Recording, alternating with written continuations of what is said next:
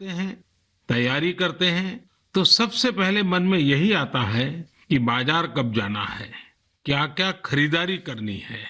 खासकर बच्चों में तो इसका विशेष उत्साह रहता है कि इस बार त्योहार पर नया क्या मिलने वाला है। त्योहारों की ये उमंग और बाजार की चमक एक दूसरे से जुड़ी हुई है। लेकिन इस बार जब आप खरीदारी करने जाएं, तो वोकल फॉर लोकल का अपना संकल्प अवश्य याद रखें। बाजार से सामान खरीदते समय हमें स्थानीय उत्पादों को प्राथमिकता देनी है। साथियों, त्योहारों के इस हर्षोल्लास के बीच में लॉकडाउन के समय को भी याद करना चाहिए। लॉकडाउन में हमने समाज के उन साथियों को और करीब से जाना है जिनके बिना हमारा जीवन बहुत ही मुश्किल हो जाता। सफाई कर्मचारी, घर में काम करने वाले भाई बहन, लोकल सब्जी वाले, दूध वाले, सिक्योरिटी गार्ड्स, इन सब का हमारे जीवन में क्या रोल है, हमने अब भली भांति महसूस किया है। कठिन समय में ये आपके साथ थे, हम सबके साथ थे। अब अपने पर्वों में, अपनी खुशियों में भी हमें इनको साथ रखना है। मेरा आग्रह है कि जैसे भी संभव हो, इन्हें अपनी खुशियों में जरूर शामिल करिए। परिवार के सदस्य की तरह करिए। फिर आप देखिए आपकी खुशियां कितनी बढ़ जाती हैं। साथियों, हमें अपने उन जाबाज सैनिकों को भी याद रखना है जो इन त्योहारों में भी सीमाओं पर डटे हैं, भारत माता की सेवा और सुरक्षा कर रहे हैं। हमें उनको याद करके ही अपने त्योहार मनाने हैं। हमें घर में एक दिया भारत माता के इन वीर बेटे बेटियों के सम्मान में भी जलाना है। मैं अपने वीर जवानों से भी कहना चाहता हूं कि आप भले ही सीमा पर हैं, लेकिन पूरा देश आपके साथ है, आपके लिए कामना कर रहा है। मैं उन परिवारों के त्याग को भी नमन करता हूं जिनके बेटे बेटियां आज सरहद पर है। हर वो व्यक्ति जो देश से जुड़ी किसी न किसी जिम्मेदारी की वजह से अपने घर पर नहीं है, अपने परिवार से दूर है, मैं हृदय से उसका आभार प्रकट करता हूं। मेरे प्यारे देशवासियों, आज जब हम लोकल के लिए वोकल हो रहे हैं, तो दुनिया भी हमारे लोकल प्रोडक्ट्स की फैन हो रही है। हमारे कई लोकल प्रोडक्ट्स में ग्लोबल होने की बहुत बड़ी शक्ति है। जैसे एक उदाहरण है खादी का। लंबे समय तक खादी सादगी की पहचान रही है, लेकिन हमारी खादी आज इको फ्रेंडली फैब्रिक के रूप में जानी जा रही है। स्वास्थ्य के दृष्टि से ये बॉडी फ्रेंडली फैब्रिक है, ऑल वेदर फैब्रिक है, और आज खादी फैशन स्टेटमेंट तो बन ही रही है। खादी की पॉपुलैरिटी तो बढ़ ही रही है, साथ ही दुनिया में कई जगह खादी बनाई भी जा रही है। मैक्सिको में एक जगह है ओहाका। इस इलाके में कई गांव ऐसे हैं जहां स्थानीय ग्रामीण खादी बुनने का काम करते हैं। आज यहाँ की खादी ओहाका खादी के नाम से प्रसिद्ध हो चुकी है। ओहाका में खादी कैसे पहुंची, ये भी कम इंटरेस्टिंग नहीं है। दरअसल मैक्सिको के एक युवा मार्क ब्राउन ने एक बार महात्मा गांधी पर एक फिल्म देखी। ब्राउन ये फिल्म देखकर बापू से इतना प्रभावित हुए कि वो भारत में बापू के आश्रम आए और बापू के बारे में और गहराई से जाना समझा। तब ब्राउन को एहसास हुआ कि खादी केवल एक कपड़ा ही नहीं है, बल्कि ये तो एक पूरी जीवन पद्धति है। इससे किस तरह से ग्रामीण अर्थव्यवस्था और आत्मनिर्भरता का दर्शन जुड़ा है, ब्राउन इससे बहुत प्रभावित हुए। यहीं से ब्राउन ने ठाना कि वो मैक्सिको में जाकर खादी का काम शुरू करेंगे। उन्होंने मैक्सिको के ओहाका में ग्रामीणों को खादी का काम सिखाया, उन्हें प्रशिक्षित किया, और आज ओहाका खादी एक ब्रांड बन गया है। इस प्रोजेक्ट की वेबसाइट पर लिखा है द सिंबल ऑफ धर्म इन मोशन। इस वेबसाइट में मार्क ब्राउन का बहुत ही दिलचस्प इंटरव्यू भी मिलेगा।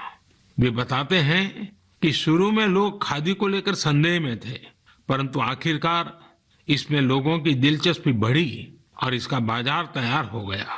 ये कहते हैं, ये राम राज्य से जुड़ी बातें हैं। जब आप लोगों की जरूरतों को पूरा करते हैं तो फिर लोग भी आपसे जुड़ने चले आते हैं। साथियों, दिल्ली के कनॉट प्लेस के खादी स्टोर में इस बार गांधी जयंती पर एक ही दिन में 1 करोड़ रुपए से ज्यादा की खरीदारी हुई। इसी तरह कोरोना के इस समय में खादी के मास्क भी बहुत पॉपुलर हो रहे हैं। देश भर में कई जगह सेल्फ हेल्प ग्रुप्स और दूसरी संस्थाएं खादी के मास्क बना रहे हैं। यूपी में बाराबंकी में एक महिला है सुमन देवी जी। सुमन जी ने सेल्फ हेल्प ग्रुप की अपनी साथी महिलाओं के साथ मिलकर खादी मास्क बनाना शुरू किया। धीरे धीरे उनके साथ अन्य महिलाएं भी जुड़ती चली गई। अब वे सभी मिलकर हजारों खादी मास्क बना रही हैं। हमारे लोकल प्रोडक्ट्स की खूबी है कि उनके साथ अक्सर एक पूरा दर्शन जुड़ा होता है।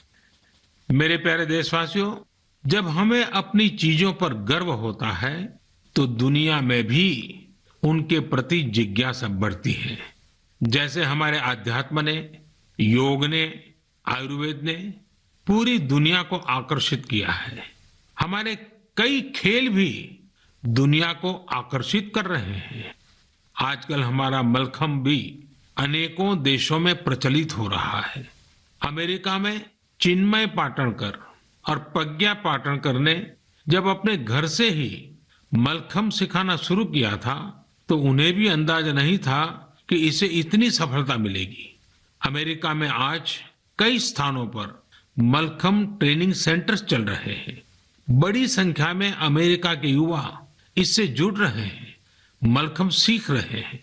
आज जर्मनी हो, पोलैंड हो, मलेशिया हो, ऐसे करीब 20 अन्य देशों में भी मलखम्ब खूब पॉपुलर हो रहा है। अब तो इसकी वर्ल्ड चैंपियनशिप भी शुरू की गई है, जिसमें कई देशों के प्रतिभागी हिस्सा लेते हैं। भारत में तो प्राचीन काल से कई ऐसे खेल रहे हैं जो हमारे भीतर एक असाधारण विकास करते हैं, हमारे माइंड बॉडी बैलेंस को एक नए आयाम पर ले जाते हैं। लेकिन संभवतः नई पीढ़ी के हमारे युवा साथी मलखम्ब से उतना परिचित न हो। आप इसे इंटरनेट पर जरूर सर्च करिए और देखिए। साथियों, हमारे देश में कितनी ही मार्शल आर्ट्स हैं। मैं चाहूंगा कि हमारे युवा साथी इनके बारे में भी जाने, इन्हें सीखें और समय के हिसाब से इनोवेट भी करें।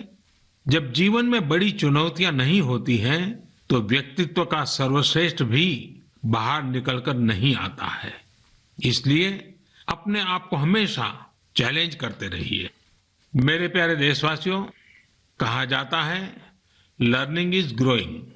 आज मन की बात में मैं आपका परिचय एक ऐसे व्यक्ति से कराऊंगा जिसमें एक अनोखा जुनून है। यह जुनून है दूसरों के साथ रीडिंग और लर्निंग की खुशियों को बांटने का। यह है पोन मारियप्पन। पोन मारियप्पन तमिलनाडु के तूतुकुड़ी में रहते हैं। तूतुकुड़ी को पर्ल सिटी यानी मोतियों के शहर के रूप में भी जाना जाता है। यह कभी पांडियन साम्राज्य का एक महत्वपूर्ण केंद्र था। यहाँ रहने वाले मेरे दोस्त पोन मारियप्पन हेयर कटिंग के पेशे से जुड़े हैं और एक सैलून चलाते हैं। बहुत छोटा सा सैलून है। उन्होंने एक अनोखा और प्रेरणादायी काम किया है। अपने सैलून के एक हिस्से को ही पुस्तकालय बना दिया है। यदि व्यक्ति सैलून में अपनी बारी का इंतजार करने के दौरान वहां कुछ पढ़ता है और जो पढ़ा है उसके बारे में थोड़ा लिखता है तो पोन मारियप्पन जी उस ग्राहक को डिस्काउंट देते हैं। है ना मजेदार? आइए तूतुकुड़ी चलते हैं, पोन मारियप्पन जी से बात करते हैं। पोन मारियप्पन जी, वणक्कम, नल्ला इरकिंगड़ा। மாண்புமிகு பிரதமர் ஐயாவுக்கு வணக்கம். माननीय प्रधानमंत्री जी नमस्कार। वणक्कम वणक्कम। उंगलक्के इन द लाइब्रेरी आइडिया எப்படி வந்ததா? நான் 8ஆம் வகுப்பு தான் படிச்சிருக்கிறேன். மேற்கொண்டு எங்கள் குடும்ப சூழ்நிலை காரணமாக படிக்க முடியல. எனக்கு படித்தவங்கள பார்க்கும்போது எனக்குள்ள ஒரு வருத்தம் இருக்கும். நாமளும் ஒரு நூலகத்தை உருவாக்கி வாழ்க்கையை படிக்கணுங்கிறக்காண்டி இந்த ஒரு முயற்சி எடுத்து நான் பண்ணுறேன். मैं 8वीं कक्षा तक पढ़ा हूँ। उसके आगे मेरी पारिवारिक परिस्थितियों के कारण मैं अपनी पढ़ाई को आगे बढ़ा न सका। जब मैं पढ़े लिखे आदमियों को देखता हूँ तब मेरे मन में एक कमी महसूस हो रही थी। इसलिए मेरे मन में ये आया कि हम क्यों न एक पुस्तकालय स्थापित करें और उससे बहुत से लोगों को ये लाभ होगा। यही मेरे लिए एक प्रेरणा बनी। உங்களுக்கு எந்த புத்தகம் பிடிக்கும்? எனக்கு திருக்குறள் ரொம்ப பிடிக்கும். मुझे तिरुकुरल बहुत प्रिय है। ஓ உங்ககிட்ட பேசியதில் எனக்கு ரொம்ப மகிழ்ச்சி. நல்வாழ்த்துக்கள். எனக்கும் மாண்புமிகு பிரதமராயிட்ட பேசுறது ரொம்ப ரொம்ப மகிழ்ச்சியாக இருக்கிறது. मैं भी माननीय प्रधानमंत्री जी से बात करते हुए अति प्रसन्नता महसूस कर रहा हूँ। अगेन नलवाड़तुकल। நன்றிங்க ஐயா. धन्यवाद प्रधानमंत्री जी। Thank you. हमने अभी पोन मारियप्पन जी से बात की। देखिए कैसे वो लोगों के बालों को तो संवारते ही हैं, उन्हें अपना जीवन संवारने का भी अवसर देते हैं। थिरुकुरल की लोकप्रियता के बारे में सुनकर बहुत अच्छा लगा। थिरुकुरल की लोकप्रियता के बारे में आप सबने भी सुना। आज हिंदुस्तान की सभी भाषाओं में थिरुकुरल उपलब्ध है। अगर मौका मिले तो जरूर पढ़ना चाहिए। जीवन के लिए वह एक प्रकार से मार्गदर्शक है। साथियों, लेकिन आपको यह जानकर खुशी होगी कि पूरे भारत में अनेक लोग हैं जिन्हें ज्ञान के प्रसार से अपार खुशी मिलती है। ये वो लोग हैं जो हमेशा इस बात के लिए तत्पर रहते हैं कि हर कोई पढ़ने के लिए प्रेरित हो। मध्य प्रदेश के सिंगरौली की शिक्षिका उषा दुबे जी ने तो स्कूटी को ही मोबाइल लाइब्रेरी में बदल दिया है। वे प्रतिदिन अपने चलते फिरते पुस्तकालय के साथ किसी न किसी गांव में पहुंच जाती है और वहां बच्चों को पढ़ाती है। बच्चे उन्हें प्यार से किताबों वाली दीदी कहकर बुलाते हैं। इस साल अगस्त में अरुणाचल प्रदेश के निरजुली के रायो विलेज में एक सेल्फ हेल्प लाइब्रेरी बनाई गई है। दरअसल यहाँ की मीना गुरुंग और दिवांग होसाई को जब पता चला कि कस्बे में कोई लाइब्रेरी नहीं है तो उन्होंने इसकी फंडिंग के लिए हाथ बढ़ाया। आपको ये जानकर हैरानी होगी कि इस लाइब्रेरी के लिए कोई मेंबरशिप फी नहीं है। कोई भी व्यक्ति 2 हफ्ते के लिए किताब ले जा सकता है। पढ़ने के बाद उसे वापस करना होता है। यह लाइब्रेरी 7 दिन 24 घंटे खुली रहती है। आस पड़ोस के अभिभावक यह देखकर काफी खुश हैं कि उनके बच्चे किताब पढ़ने में जुटे हैं, खासकर उस समय जब स्कूलों ने भी ऑनलाइन क्लासेस शुरू कर दी है। वहीं चंडीगढ़ में एक एनजीओ चलाने वाले संदीप कुमार जी ने एक मिनी वैन में मोबाइल लाइब्रेरी बनाई है। इसके माध्यम से गरीब बच्चों को पढ़ने के लिए मुफ्त में बुक्स दी जाती हैं। इसके साथ ही गुजरात के भावनगर की भी 2 संस्थाओं के बारे में जानता हूं जो बेहतरीन कार्य कर रही है। उनमें से एक है विकास वर्तुल ट्रस्ट। यह संस्था प्रतियोगी परीक्षाओं की तैयारी करने वाले विद्यार्थियों के लिए बहुत मददगार है। यह ट्रस्ट 1975 से काम कर रहा है और ये 5000 पुस्तकों के साथ 140 से अधिक मैगजीन उपलब्ध कराता है। ऐसी एक संस्था पुस्तक परब है। ये इनोवेटिव प्रोजेक्ट है जो साहित्यिक पुस्तकों के साथ ही दूसरी किताबें निःशुल्क उपलब्ध कराते हैं। इस लाइब्रेरी में आध्यात्मिक, आयुर्वेदिक उपचार और कई अन्य विषयों से संबंधित पुस्तकें भी शामिल है। यदि आपको इस तरह की और प्रयासों के बारे में कुछ पता है तो मेरा आग्रह है कि आप उसे सोशल मीडिया पर जरूर साझा करें। ये उदाहरण पुस्तक पढ़ने